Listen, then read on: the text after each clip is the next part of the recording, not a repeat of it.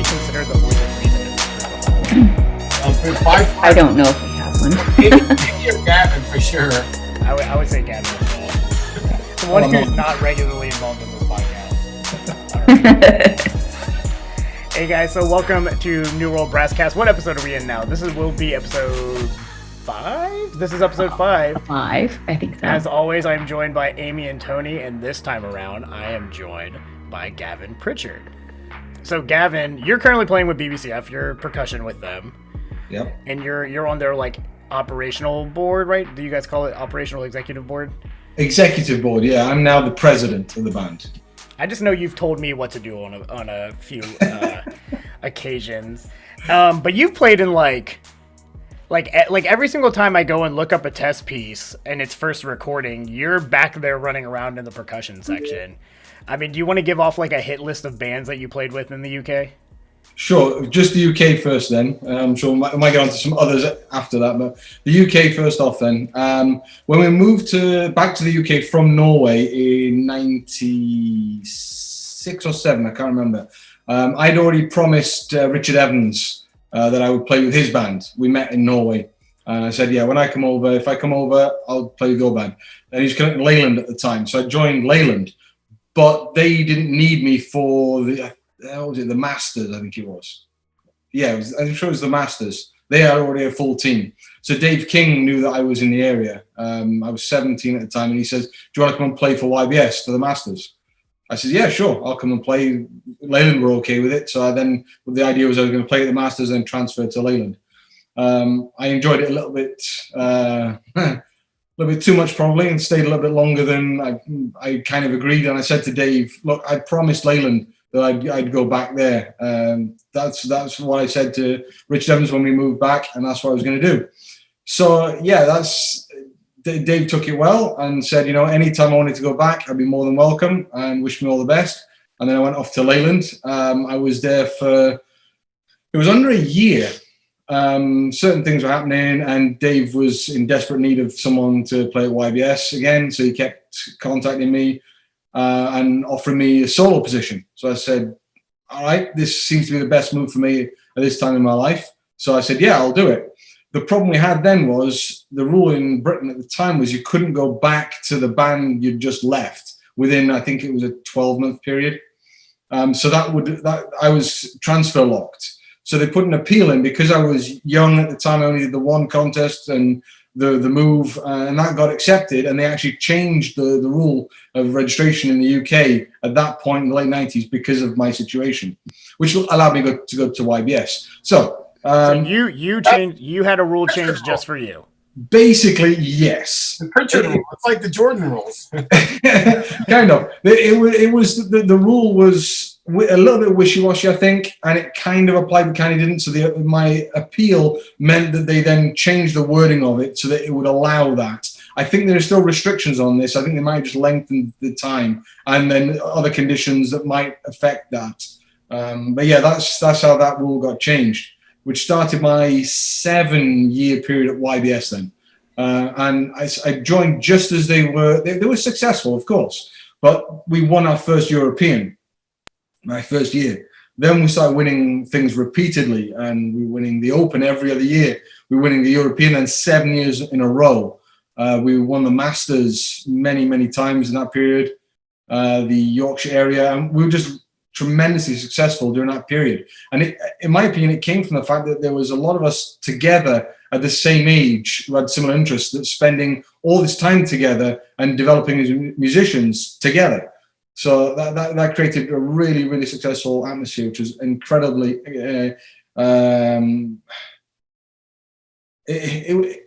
I feel lucky to be part of it. Let's put it that way. I feel extremely grateful and lucky to be part of that period.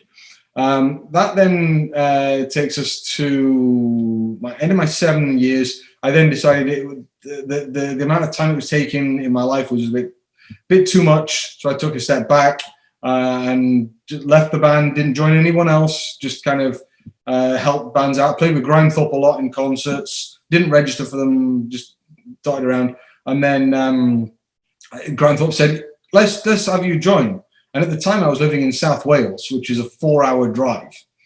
And I said, look, I can't do regular stuff. That's crazy. They said, look, we'll give you Mondays off if you turn up every Thursday and do all the gigs, and join, and we'll have you, and we'll give you every Monday off. I went, oh, okay, and I did it, and I actually did the journey, which was crazy. And after I did that for 3 years, I think. Again, a really successful time. We won the brass in concert. I won my first and only nationals with them as well during that period. And then Bob Childs contacted me and said, "We've got a band that's only 10 minutes away from where you live. Do you fancy coming and joining Corey?" I said, "Well, I'd love to. That'd be fantastic." And so I said to Grimethorpe, "This isn't working with the traveling. I've got a much better situation travel-wise. Wish you all the best, and I'll stay with you." And I did both for a long period of time, as much as I could, to help Grimethorpe out until they got a settled team. So then I was really lucky to be part of Bob's amazing band at Corey. Again, just tremendous amount of quality players, top to bottom, with a really great conductor. And again, I just feel so lucky to have been part of that period where we were so lucky. We won all those Europeans, won British Opens. And it just seems like every band I went to at that period of time, they started winning contests regularly. So that took me, how many years? About 4 years with Corey. And again, there were certain situations happened and it just wasn't for me anymore. There was a few of us that left the band. And it was the right time for me to move. And then Ian Porthouse contacted me and said, "Would you be interested in playing with this other band across the road here in Wales, Tredegar?" So I said, "Yeah, great, would love to." And I joined them, and lo and behold, we won the British Open. We started winning stuff again. It just seems it's just so lucky to have been part of these bands at those purple patches. You're the lucky charm. Say that again? You're the lucky charm. Yeah, I don't know how much influence percussion has. I guess more than I feel, but yeah, that kind of takes me then to the last band I played at the UK full time regularly before moving over here.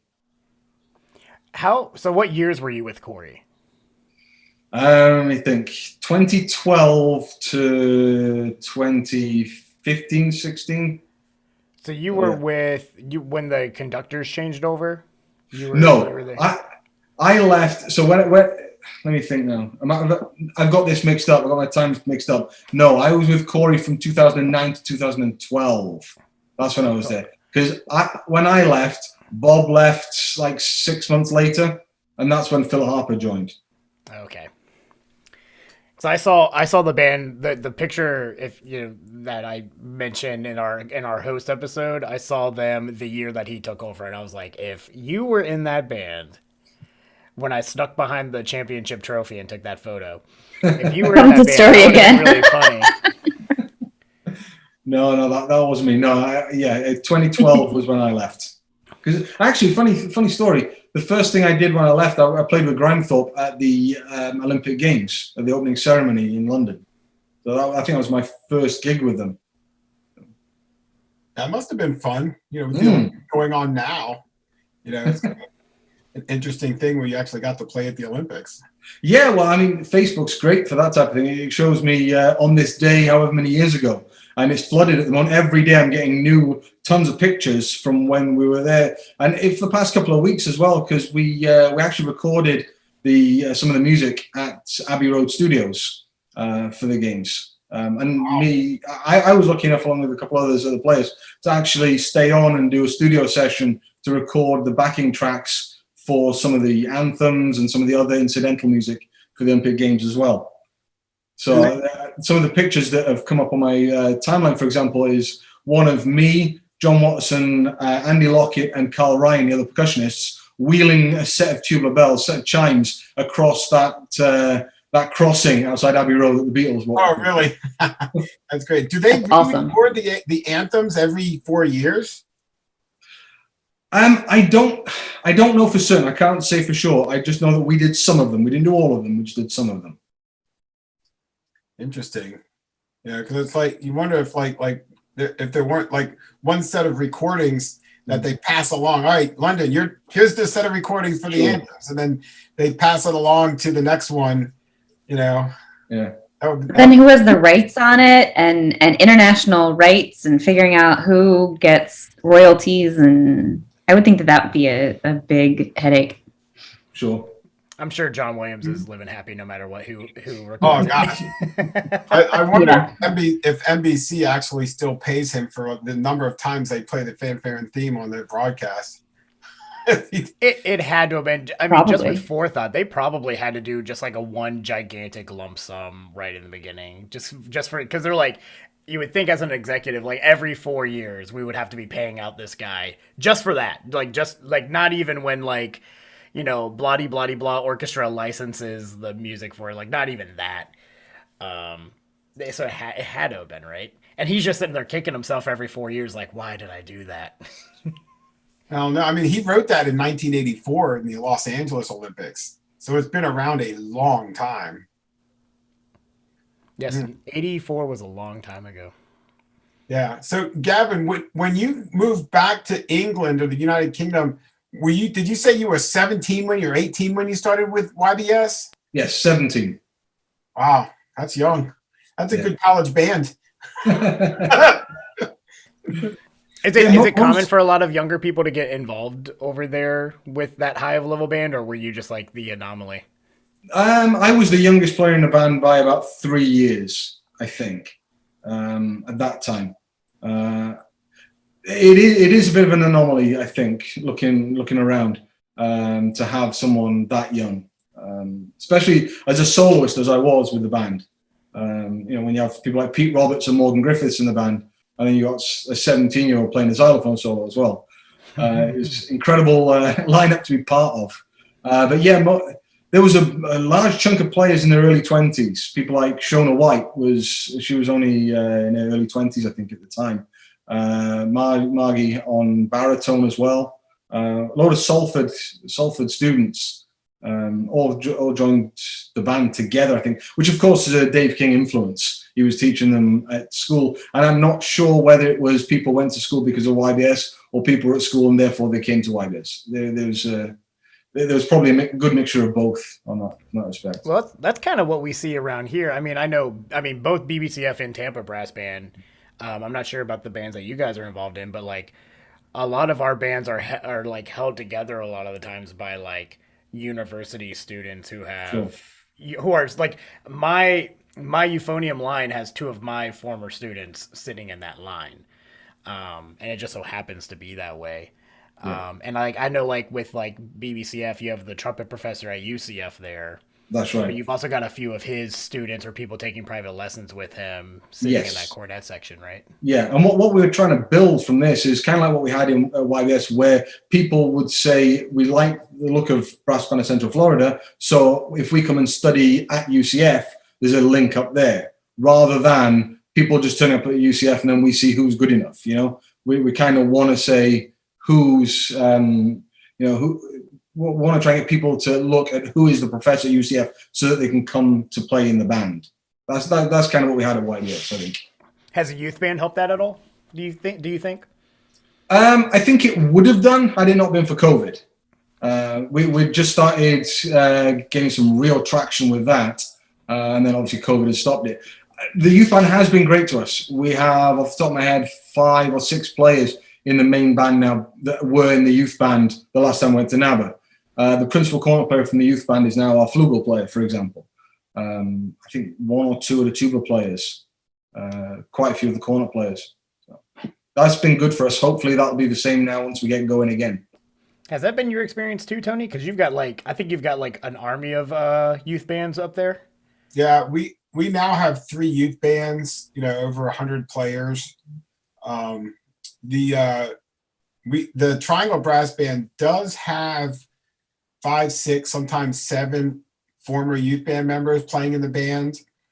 Most of those guys are from back in my day doing the youth band.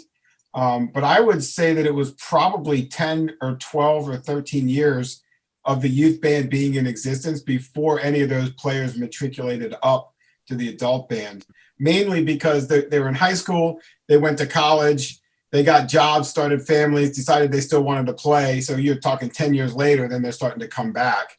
So it just, they didn't continue to play in the, they graduated from the youth band and then went straight into the triangle brass band. There's always a kind of a gap in there when they go to college and then come back, but we do, like, I always go to youth band alumni, especially on the strange instruments like tenor horn. I go to them first and say, hey, you used to play tenor horn, we have an opening for that. I think with Rowan having being, with Atlantic being based at Rowan, our youth brass band has that added benefit, because when I was working with the Atlantic Youth Brass Band, I think I had the record of every single euphonium player who went through auditioned at Rowan University. So we had like a pipeline from the youth brass band into the college brass band, and then into Atlantic. It was pretty awesome. the full cycle. we'll just shift them right on through. Yeah. I think it's something that, that every brass band organization in North America should consider finding a way to start a youth program, because it will sometime down the line be a way that they could get experienced, talented players into their band. It's not the only reason to do it, obviously. I don't think that the reason that the Triangle Brass Band started a youth band was so that it could reinforce its ranks down in the future, but it is a byproduct of it. And, there's more excitement generated for your organization and for brass bands in general. But down the line, it's going to pay off benefits, when you have a pool of players that are familiar with brass band, and you can assimilate them into your band a lot easier. Well, even if they're not lifelong players, our secondary goal would be to create lifelong listeners, and we need people in the audience as well as up on stage. And so if we can create music lovers, lifelong audience members, people to consume music, then that's another goal met. Yeah, that's a great point. We need people who will sit in our audience and like us, this medium of music. That's why that sounds really needy. Right? Isn't that why we teach like so many? Like, I'm not trying to create a billion music majors. I just want them to be active in music in general in some way, shape, or form. And if a youth band can be the thing that kind of makes them interested in long term, even if they never necessarily pick up an instrument in that same capacity again, but they're sitting in they're sitting in concerts on a regular basis, maybe not even ours, but just, that, like, I feel like that's the best way to keep the art form alive. Be just art music in general, right? Yeah. Gavin, isn't there, what's the audience like for Brass Band of Central Florida? Like, I thought back in the day, weren't you guys like doing a really hugely successful Christmas series? Sure, and we still do that. It's at St. Luke's Church over here in Oviedo. And for those pre-COVID, we were doing 3 shows for the weekend: Friday night, a matinee on Saturday, and a Saturday evening. And we would get thousands at each of those concerts. And that was it's always a wide variety of people as well. Like, something I noticed in the UK was it was always the older generation who would come and listen to the bands. But the weird thing was that was like in the late 90s. 10 years later, it's still the older generation. 20 years later, 30 years later, it's still, but they're not the same people, It seems like they get to a certain age and go, right, I'm now at the stage where I can go to a concert. Whereas over here, especially with these concerts, that's not the case. We have children up to, whatever age. And it's regulars. There are people that come back every single time for our September concerts and our Christmas concerts. There's new people, friends get told about it. They come. Some people can't do it, whatever. So that is that's been an incredible concert for us to reach out to the area, general area, to see that. And that does generate repeat customers for other concerts, including like your NABA prep concerts and stuff like that. Like, yeah.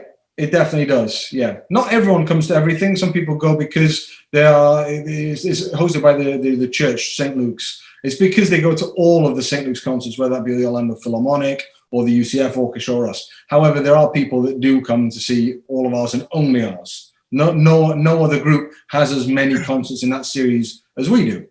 Some only have one weekend, whereas we have the 2 weekends. And even when they have the 1 weekend, maybe they don't have the one performance. We always have multiple. So then that's because of the demand in our local area, which is fantastic. Yeah, that is really good. That's tough to do for a brass band. You know, is there a lot to do with the marketing to it, or is it pretty much self-contained because the church series does the bulk of the marketing for it?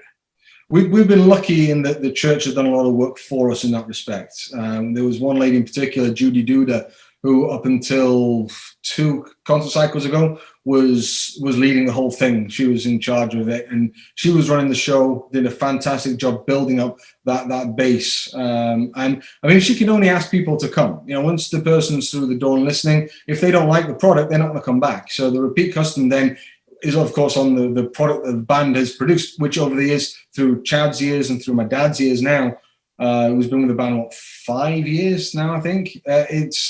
It's a product that people want to come back to, which that's our responsibility. We need to keep doing that. Every time we turn up, we need to keep giving them a product that they want to come back to every time.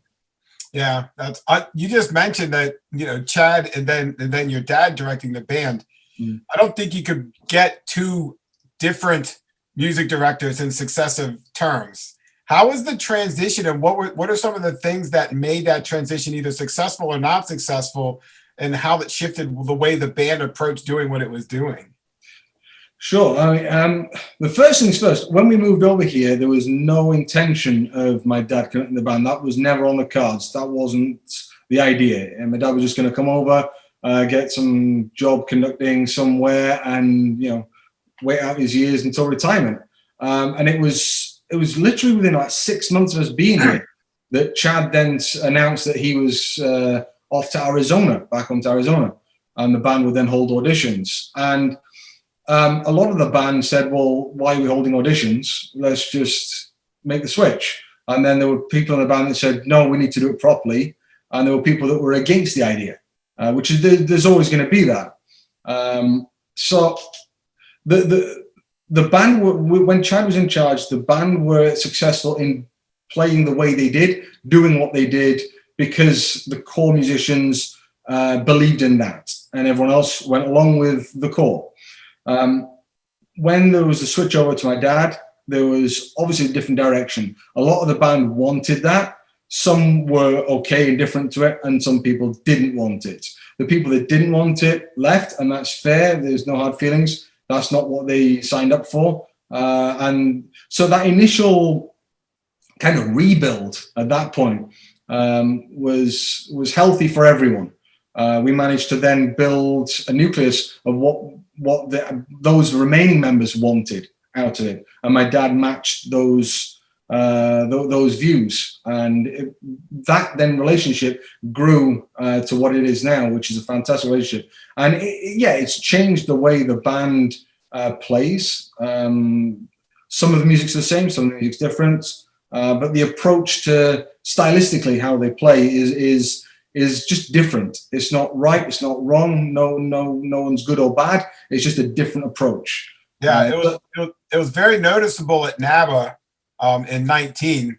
Mm-hmm. You know, it's like, wow, that's very different from what I remember, you know, Central Florida from sounding. It went from a brighter, you know, really, you know, aggressive playing band to a darker, more sonorous, you know, dare say more traditional brass band approach to it. It was very obvious, but it was really cool to see like that transition, you know, happen in real life, you know, because it's like, wow, that's so different.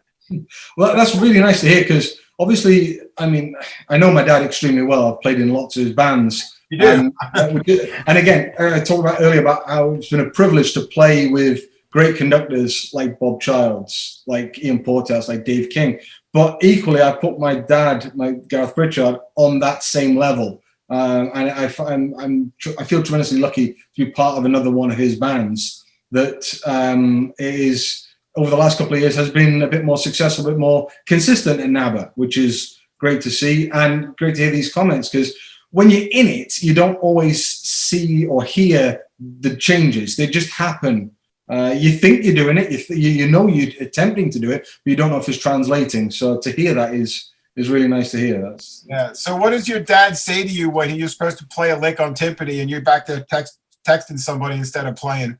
I would never dare do that in his rehearsals. Like, go to your room, no dinner for you. You know, on the playing side of it, so I sat in that band under both Chad and your dad, and it was interesting because like I don't think the thing that never changed with the brass band in Central Florida was like the professionalism of the ensemble. Like that was always at like everybody. I feel like everybody was held at a very high level with that, and I think where the biggest changes were that I noticed just kind of being in and out of it as much as I have been was like the artistic direction was the biggest thing, but like. You know, on the podium, I mean, it was like, licks are licks, and you're working them out, and all those sorts of things, and like you're working on those stylistic things.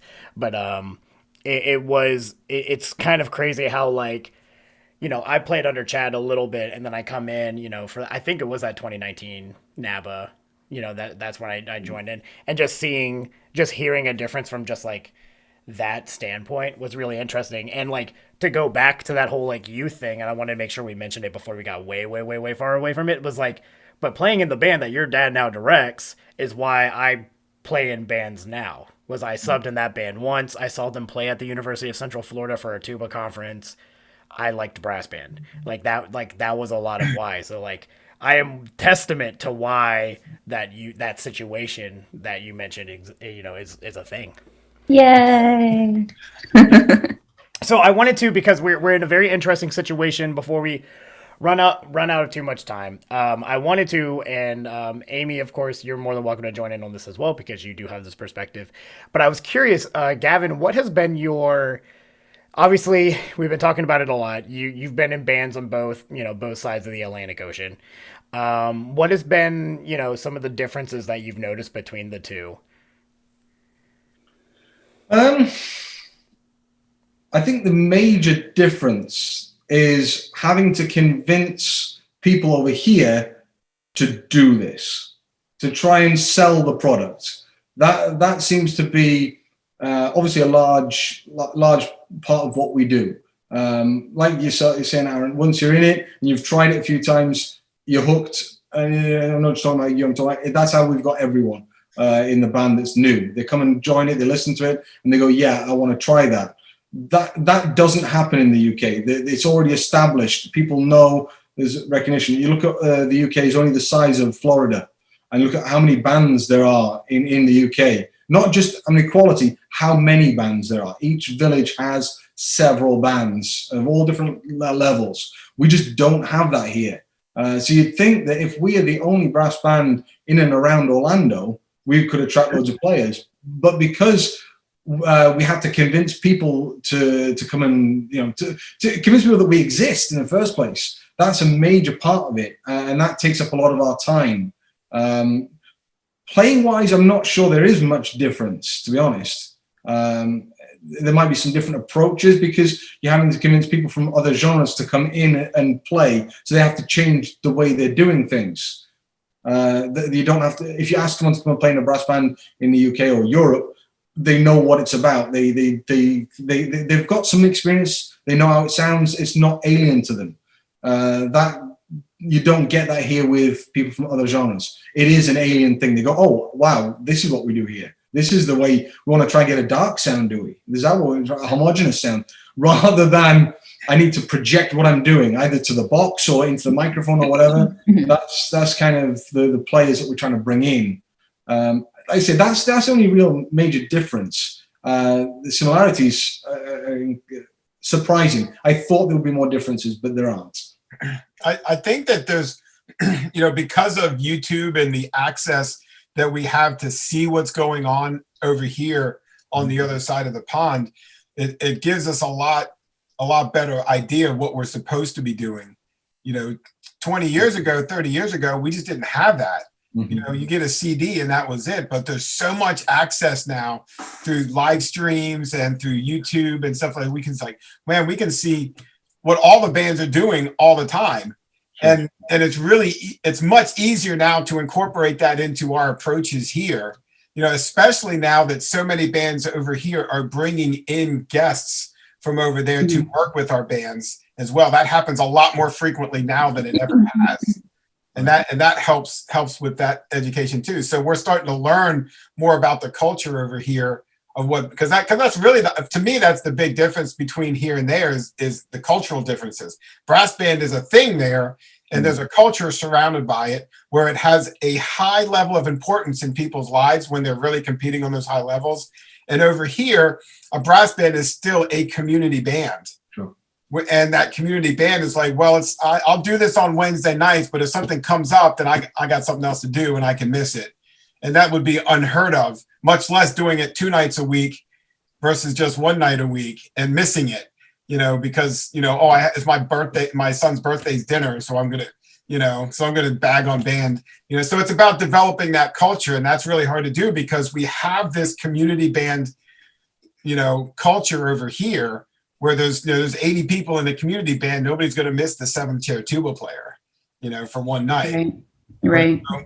So that's what I've noticed is a really big difference. Is just figuring out how to get that culture. And there's people that are doing it very well, like building that culture and trying to convince people that, it's going to be more valuable when we instill these concepts into the program.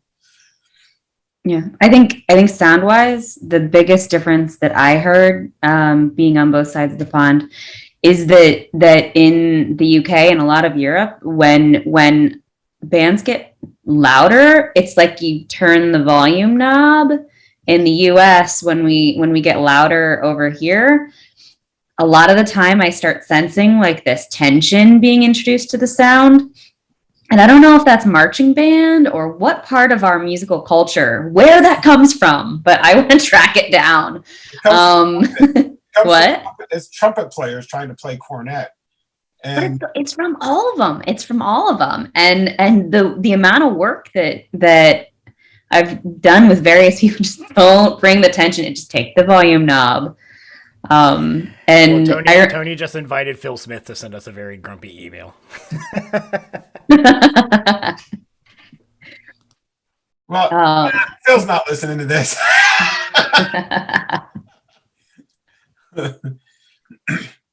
But I think sound wise, I can hear it, in various brass bands. And it's funny because you can listen. I think the vibrato change obviously is different from the US to the UK. But I did with Dr. Josty, who hopefully we'll have on soon. He did examples in a class that he ran on like Scandinavian brass bands, American brass bands, British brass bands, like Japanese brass bands. You can listen to them just boom, boom, boom, boom, and like listen to the vibrato, listen to the sound concept, and identify where these bands are from. And it's fascinating hearing all those differences. But the Americans, you can hear from that tension in the sound. It gets loud. It gets, ugh, I must play to the stands. Ugh. It gets fairly bright. It gets fairly bright. When we're quiet, it's out. But then it's like we feel like we need to work harder to create the sound. I don't know what it is. It's training. It's training. That's another big difference over here with bands, is that there's a lot of brass bands that have really incredibly trained conductors that are not necessarily brass trainers. Where when there's an opening, they'll hire, and that's that community band thing too. They're like, oh, we need to get a DMA trained, wind conductor to conduct our brass band. And a lot of times you have a saxophone background, or you have a woodwind background, or a percussion background, or something else, and they haven't grown up in the brass band world. So most brass bands get good because they're trained into being good, and not necessarily conducted into being good. And I think that more and more brass players are standing in front of bands now. And I think that that's going to help because they can actually train the bands that when they play loud, this is how you play loud with the not getting tense and bright. It's a theory I have. I think the other thing, I know a couple of people mentioned it, is this playing to the stands, this trumpet marchings idea, or even like from a commercial level on a recording CD where you're playing direct to the microphone. I think the idea there is, and forgive me, I'm a percussionist, I'm not professed to be a brass player by any means. I sound awful on all instruments smaller than a euphonium, and euphonium down I sound very average. So but I think it seems to be down to airflow.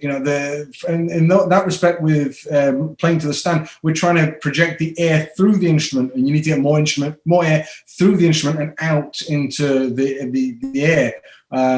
Whereas what we do over in Europe is more of put more air through the instrument, put the air into the instrument, and just cram it with more and more and more air in the instrument, not through it. If you put it in it, then I remember Bob Blackburn, a baritone player with YBS at the time, when the European in 2003 in Bergen, the test piece was Aubard, and it's by Torsten Nelson, and it starts with a baritone cadenza very early on. I don't know what birds it was meant to be imitating, because it doesn't sound like any birds, but it was an enormous sound. And we joked to him about how on earth do you make it sound so big without it sounding so harsh. And he was talking to us then about how he tries to make the whole instrument rattle with the amount of air. When the air is full of air, and then you can feel the instrument vibrating, then you're doing something right. Then, like bagpipes, once you've got it going like that, you then throw that into the hole, and that creates a big sound. That again, I was talking about culture and direction. That's something we've just not done here in America. So we're trying to teach people to do that from scratch. Well, for a percussionist, that was a very good description of how the brass play. And I do think, that kind of goes on to the whole like training that you were talking about, Tony, because in my experience, a lot of conductors are really worried about the rehearsal of it all, piecing things together and how that works out, and rhythms and all that sort of thing. And if you go and watch like a Chicago Symphony rehearsal or something like that, granted that there's not a lot of it, but that's on the itinerary, not teaching people how to play their instrument. And I think the more amateur nature of brass band and like being pedagogical on the stand is something that sometimes gets overlooked. I mean, there's not a lot of course they're fantastic conductors, but correct me if I'm wrong, but in the UK, most of the guys who are leading a lot of the bands are people like, like Thornton comes to mind, David Thornton, who was like a great player in his own right and then kind of merged into conducting, right? And I feel like a lot of the bands are kind of in that same capacity. I would say absolutely. When you look at the players, the conductors that I've played under, my dad was a principal cornet player with Broadsworth, with Fairy, and with Gus, who at the time were called Rigid Containers, and then moved into conducting after that. At the same time, Dave King was a cornet player at Black Dyke, who moved into conducting. Ian Porthouse was a principal cornet player at Leyland that moved into conducting. Bob Childs is a euphonium player that moved into conducting. I think every single one, there's only a couple where you would say you could point to that, and there's not many at the moment. They've all ex-players that have played in tremendously good bands over the years. I was just having a conversation about this with someone, and we were trying to figure out if there's like a progression. Is there like an age at which these great players start doing this transition? It was interesting. Yeah, go ahead. I was going to say, I don't think there's a particular age. I think it's to do with the player recognizing that I'm not going to get any better now. So I'm either going to plateau or I'm going to get worse. I'm going to go and do something else before that happens. There's some anomalies to that, like Pete Roberts, who's just an enormous anomaly to that. Who just, no matter how old he's getting, he's just as good as he was. He doesn't seem to ever deteriorate. But yeah, I think that's the main point. It's not an age. It's kind of when they think, I think it'd be best if I move before it starts to plateau. Yeah, that's a good point. And I would imagine too that it's like kind of like I mean, I don't know, I'm not sick of it yet, but I would assume that at some point like playing and the monotony of like that same style of preparation can become something where you're like, let me get a new artistic challenge and let me shift things up in my life a little bit and push my way towards there. Yeah. So Tony, that's literally, you're a heck of a tuba player, but you're conducting a band. What do you think? Yeah, I haven't played in a plethora of brass bands. Like last time I actually played regularly in a brass band was 2002. I've been directing the youth band, and then in 2008 directed the Triangle Brass Band. But I can definitely say that I can very easily see how if you played at Royal Albert Hall for 20 years, at these high level competitions, it's like, well, okay, I've done this to the highest level I can. What's the next level? Because you're just playing the euphonium part, you're just playing the tuba part or the cornet part, and saying, well, wait a minute, if I get in front of a band, I can have this whole other experience and a much longer lifespan to do it at a high level. So you can conduct, if you, stood in front of a band at 40, you could do it for another 25, 30 years, essentially, before you're probably too old to stand in front of a band and do it. Or even farther with some of these orchestral conductors that have done it into the 80s and 90s. I don't know, an orchestra is probably easier to stand in front of. It's not quite, the volume is way back there. Right. You're hearing, but you get it, you approach it from a very different standpoint, where I'm not doing with just my part. I am now in charge of creating this entire product. And artistically, it's a very, very different and very fascinating way to challenge yourself in a musical and artistic way. Because instead of this being your instrument, now the entire ensemble is your instrument. And right. When you start off doing it, because it's all on the job training. Really, you don't know how to become a conductor until you just stand in front of a band and do it.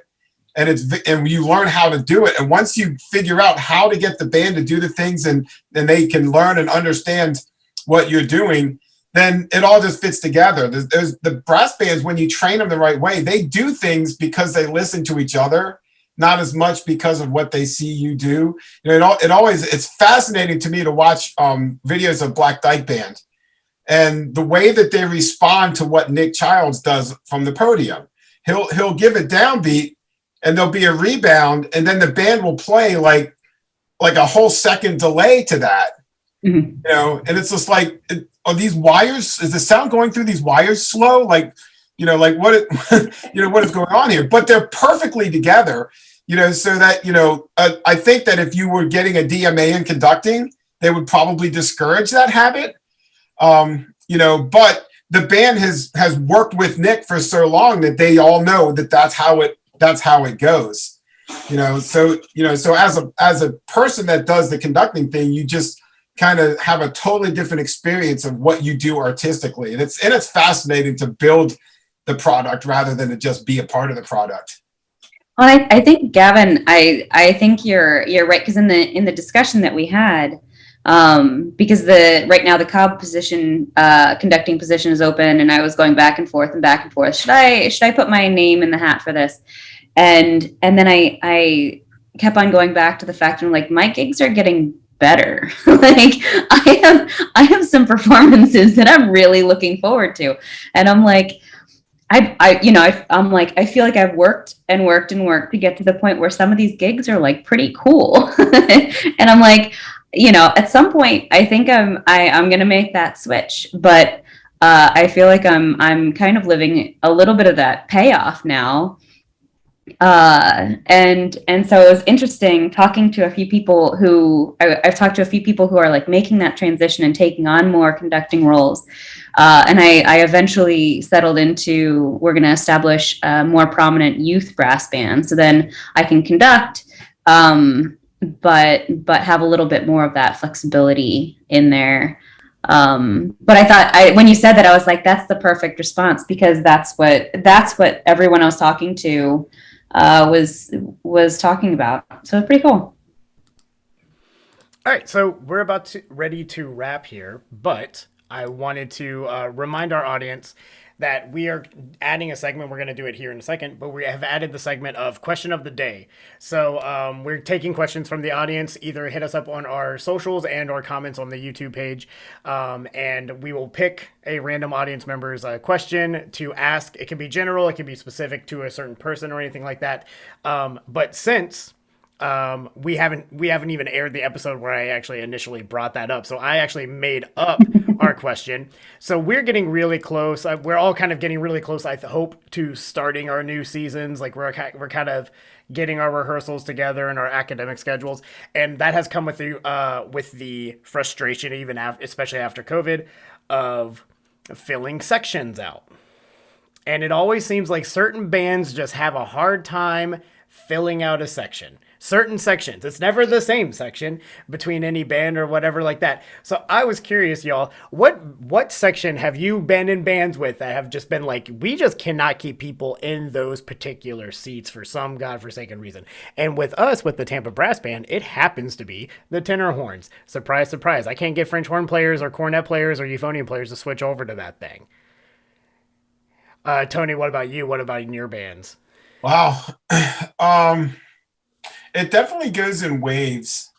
I don't usually have a problem filling chairs or sections in the band. Then tell us your secrets. Yeah, really. I think having a youth band where you have access to players who are interested in playing, but I say this with the most amount of humility in case anybody from my band is listening to this. Is that sometimes I find that I wish that I could find players that are of a higher skill level. Sometimes, like when I have a principal euphonium opening, I got really lucky when my previous principal euphonium player left and Billy Helton, joined us.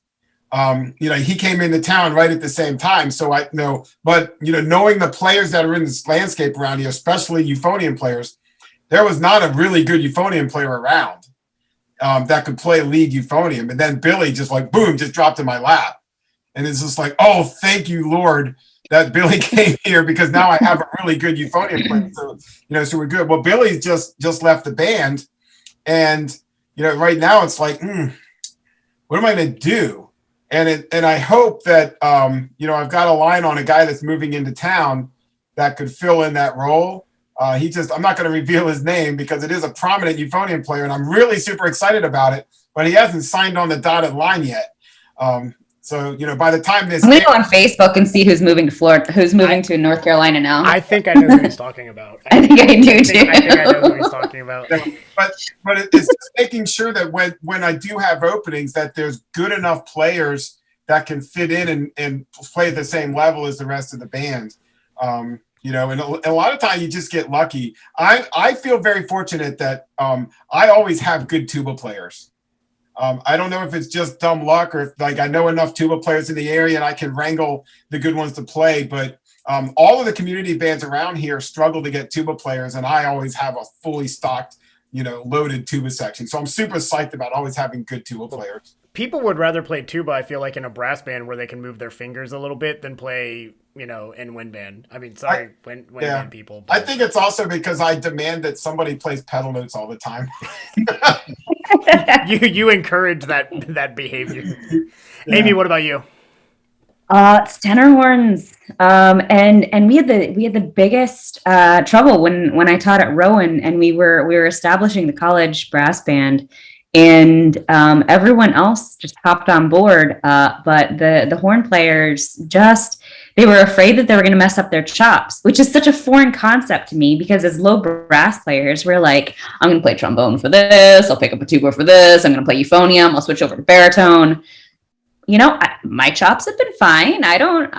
But horn players were very concerned about that. And then eventually we convinced them and no one messed up their chops. Imagine that. But it took a lot of convincing to get some people to sit in on tenor horn. And so for a bit, my euphonium, I'm gonna brag a little bit. My euphonium studio was so big at Rowan that we filled out the youth very row and then just spilled over onto tenor horn until we could really stock the tenor horn row. And then when I think maybe it was the fact that the euphonium players were on tenor horn and not messing up their chops. Maybe the horn players realized, hey, this is not as scary as I made it out to be.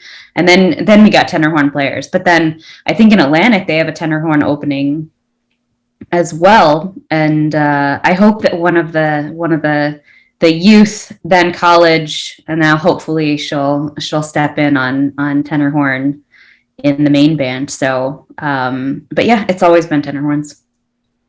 Gavin, has it been tenor horn for you too? Sort of. We've always had players who to play solo horn. We've had several players in the band do a tremendous job for us. But then we had Juan Berrios, fantastic, but then he had to move away.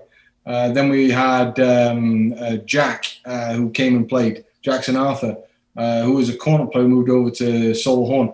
A tremendous job, had to move away again. So that seems to have been the issue there. So we've currently got Hernan Troncoso, who's playing solo horn for us, doing a fantastic job again, but he's our first horn player. He's moving up to fill in that spot.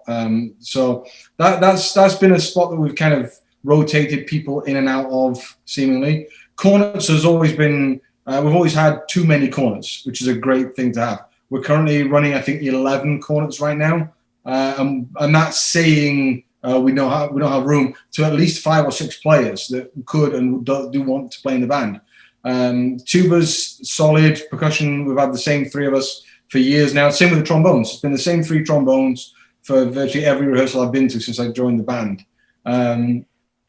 Euphoniums and baritones, again, has changed for various reasons. People moving away, like Aaron, for example. There's other... we had Ryan Chen playing solo euphoniums, fantastic player. He's now moving away. He's doing a law degree in, is it Stanford? He's moved away. It's one of the major universities, or Harvard. No, he's at Harvard, doing a law degree at Harvard. And then we've got a guy at the moment, Jason, who is moving away again. I think he's going to Indiana.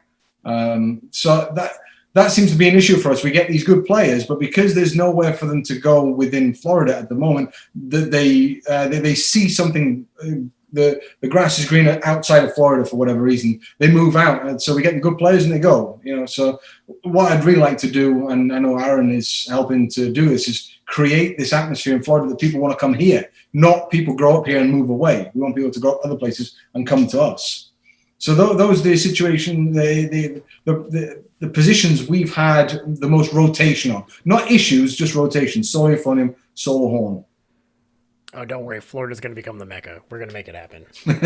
Hey, Gavin, thank you so much. We got another one of these to do, so we got to head out here soon. But thank you so much for hanging out with us. It was really cool to get your perspective, and I really appreciate you coming in and hanging out with us. Well, thanks for having me. I hopefully we'll see you around here soon. Like physically, I'll get to see you again here soon. And by the way, I'm so sorry it didn't come home. It was close, and I'm happy that we got as far as we did. I've seen so many penalty misses over the years since the 80s. So to finally see us getting to a quarterfinal, to a semi-final, and now to a final, the future's bright, especially with these kids. So.